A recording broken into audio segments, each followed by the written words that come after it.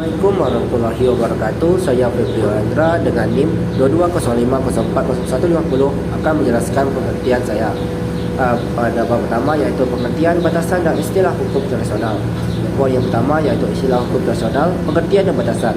Yang dimaksud dengan hukum internasional dalam pembahasan ini ialah hukum internasional publik dan harus dibedakan dengan hukum internasional perdata atau nasional. Hukum perdata nasional merupakan suatu kaedah-kaedah dan asas-asas hukum yang mengatur hubungan perdata yang melintasi lintas batas negara. Dengan kata lain, hukum yang masing-masing harus tunduk dengan hukum perdata yang berlainan. Sedangkan hukum publik ialah hukum yang mengatur hubungan yang bersifat personal, yang mengatur antara negara dengan negara. Poin yang kedua iaitu istilah hukum internasional.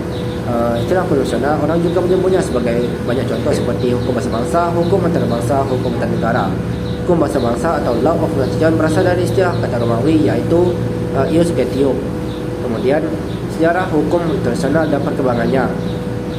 Apabila hukum nasional kita ambil dalam arti luas, iaitu termasuk pengertian hukum bahasa bangsa, dapat dikatakan bahawa sejarah hukum nasional sangat luas sekali. Sebaliknya, apabila dalam arti sempit, maka hukum nasional baru berusia beberapa ratus tahun. Perkembangan pada masa klasik, hukum nasional didominasi oleh hukum alam. Hukum alam adalah hukum yang didasarkan pada prinsip-prinsip moral dan keadilan yang universal. Pada masa pertengahan abad, hukum nasional didominasi oleh hukum kebiasaan. Hukum kebiasaan adalah hukum yang terbentuk dari kebiasaan yang dilakukan secara berulang-ulang dan diterima sebagai hukum. Pada masa modern, hukum nasional mulai berkembang pesat. Hal ini disebabkan oleh berbagai faktor seperti munculnya negara-negara bangsa yang merdeka, kemajuan teknologi dan meningkatnya kesadaran akan pentingnya hukum nasional. Kemudian hubungan antara hukum nasional dan hukum nasional. Aliran dualisme sangat berpengaruh di Jerman dan Italia. Menurut paham dualisme ini, yang bersumber pada teori bahawa daya ikat hukum nasional bersumber pada kemauan negara. Hukum internasional dan hukum nasional merupakan dua perangkat hukum yang terpisah satu sama lainnya. Pandangan dualisme ini mempunyai beberapa akibat yang penting. Salah satu akibat pokok yang terpenting ialah bahawa kaedah-kaedah dari perangkat hukum yang satu tidak mungkin bersumber atau berdasar pada perangkat hukum yang lain.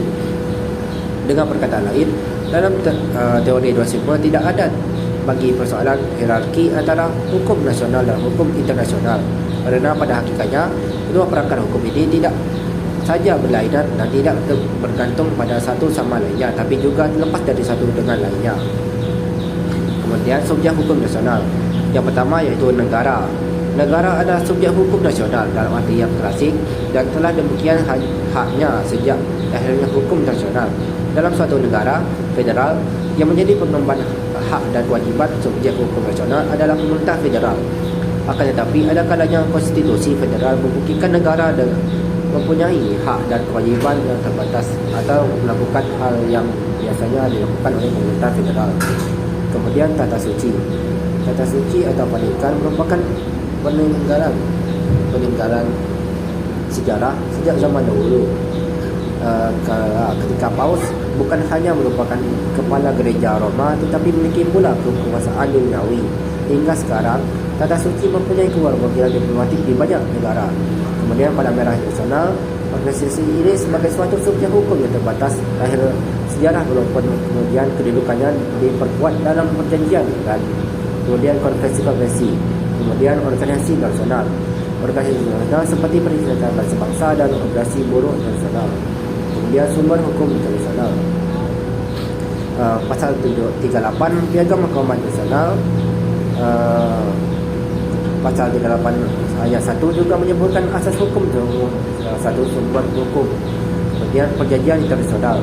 Perjanjian internasional adalah perjanjian yang dilakukan anggota-anggota masyarakat bangsa-bangsa dan menggunakan untuk mengakibatkan akibat hukum tertentu. Kemudian kebiasaan internasional. Pasal 38 ayat 1 yang mengatakan international custom as per of general practice.